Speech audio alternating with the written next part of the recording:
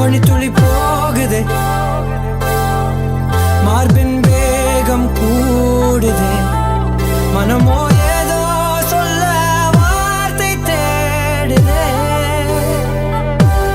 கண்ணெல்லாம் நீயே தான் நிற்கின்றாய், விழியின் மேல் நான் கோபம் கொண்டே இமை மூடிடு என்றேன். நகரும் நொடிகள் தசையடி போலே முதுகின் மேலே விழுவதினாலே வரி வரி கவிதை எழுதும் வலிகள்.